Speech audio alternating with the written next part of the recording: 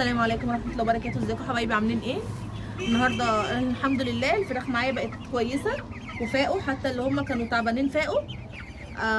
بس بصوا زي ما حضراتكم شايفين كده يا جماعه، انا امبارح غيرت النشاره، بس هم علشان ما شاء الله كبروا بدأوا يوسخوا النشاره، فمحتاجين ان احنا نغير لهم كل يوم. فانا دلوقتي انا حبيت بس اوريكم المنظر عشان لما تشوفوا النشاره نظيفه ما تقولوش ان انا غيرتها من غير ما اعرفكم. انا دلوقتي هخرج كل الفراخ بتاعتي بره، طبعا هسيبها في بقيه البلكونه، مش هحبسها زي ما عملتي وغلطت امبارح، وهغير لها النشاره ونرجع نحط لهم الاكل.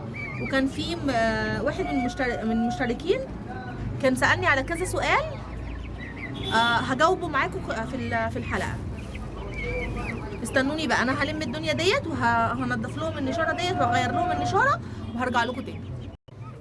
دلوقتي حبايبي بعد ما نضفنا لهم بالشكل ده هنبتدي بقى نحط لهم الميه والاكل ونجاوب على الاسئله اللي هي اتسالت لي. انا بس الاسئله ديت معرفتش اجاوب عليها على الصفحه، لان هو بعت كذا سؤال، هو بعت حوالي 5 اسئله او هي مش عارفه، مش بس هو بصوا هحاول اجيب لكم كده. تعالوا بس نحط الاول الميه. بصوا انا هنا هحط معلقه كوميت وهنحط عليها 2 لتر ميه.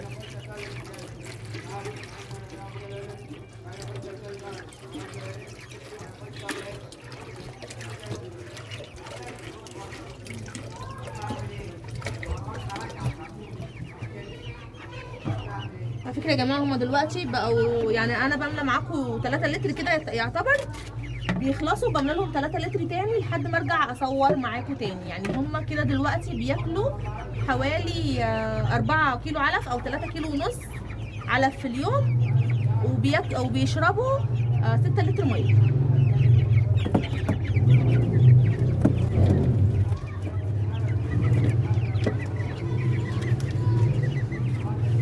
هنحط هنا الميه نضيفه اللي هي من غير اي حاجه، مش هنضيف لها كوميت او اي حاجه.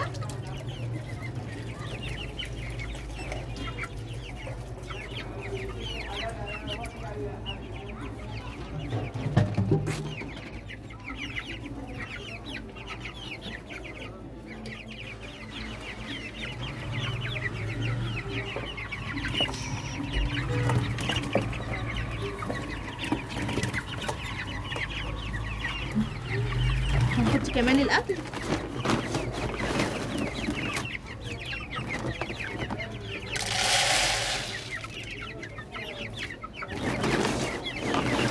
للاسف يا جماعه انا برضو مش لاقيه الجير المطفي.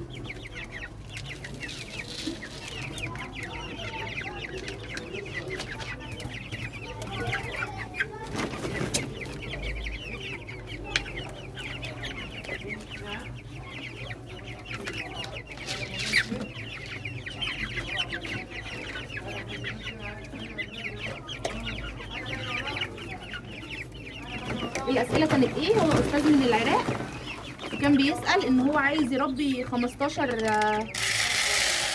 كتكوت يبتدي بيهم.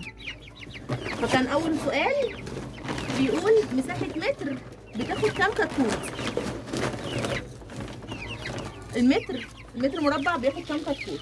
طيب في الصيف المتر المربع بياخد من 7 ل 8 كتاكيت علشان الحر وعلشان ما يبقاش مزنوقين في بعض، من 7 ل 8 كتاكيت. لكن في الشتاء ممكن بيوصل معانا ل 10 كتاكيت في المتر المربع. تمام حبايبي، ده يبقى اول سؤال هو الاستاذ سأله. تاني سؤال بيقول هل يحتاج الكتكوت الى مفرغة او تحتاج الى نافذة؟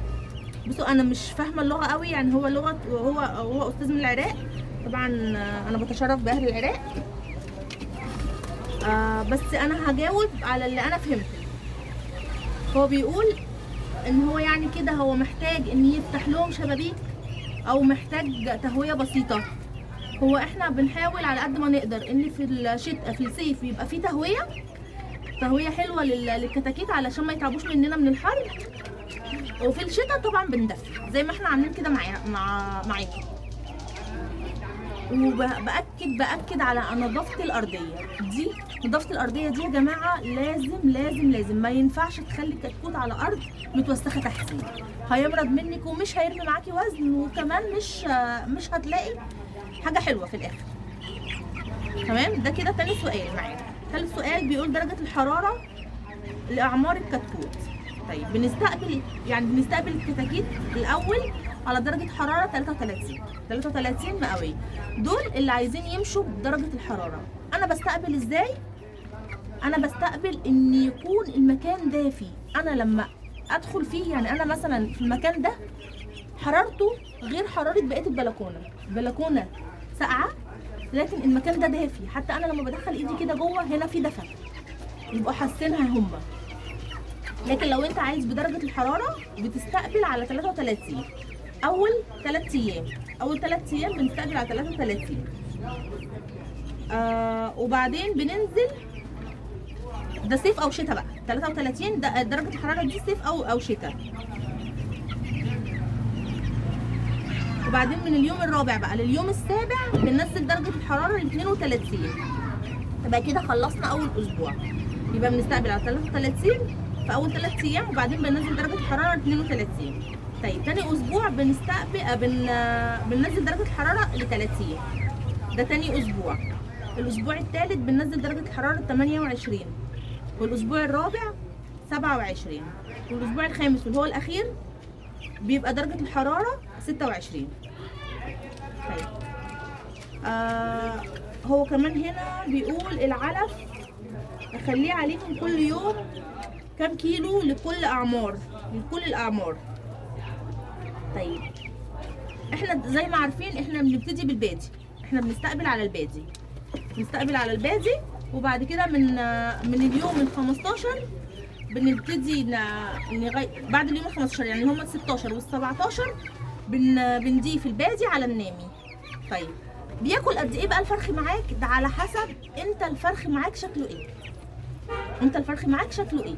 لكن هما في الاول يعني اول اسبوع دولت اكلتهم بتبقى ضعيفه جدا. تمام، يعني ما تخافوش ان هما في اول اسبوع بيبقى الاكله ضعيفه معاهم، لا ما تخافوش، هما كده دي طبيعتهم زي الاطفال. بعد كده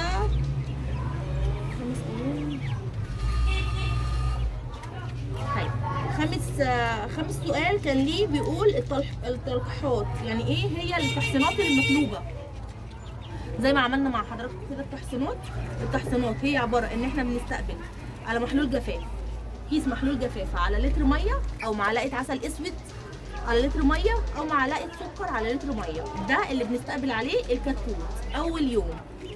تمام، تاني يوم بقى احنا جينا ما لقيناهوش خلصوا اللتر الميه، بندلق بقيه الميه، يعني هم شربوا بقى كفايتهم منها. وبنيجي من تاني يوم بنحط اول 4 ايام اللي هو المضاد الحيوي علشان ينشف السره، عشان لو في اي التهابات او اي حاجه بنطمن ان السره بتاعت الكتكوت ناشفه ما فيهاش اي التهابات او اي حاجه. بعد كده بنبتدي يبقى كده 5 ايام، بنبتدي من اليوم السادس والسابع والثامن والتاسع بندي رافع مناعه. وبعد كده بنيجي الثامن والتاسع والعاشر وال11 لحد اليوم ال13 بندي الفيتامينات دي بتبقى عباره عن فيتامين أ وفيتامين ه. وبعد كده بنشرب اليوم ال14 ميه نظيفه. وبعدين نرجع من اليوم ال15 بنديهم الكوميت اللي هو ده، وبنمشي عليه بقيه الدوره كلها لحد ما بنذبح بقى عند سن ايه؟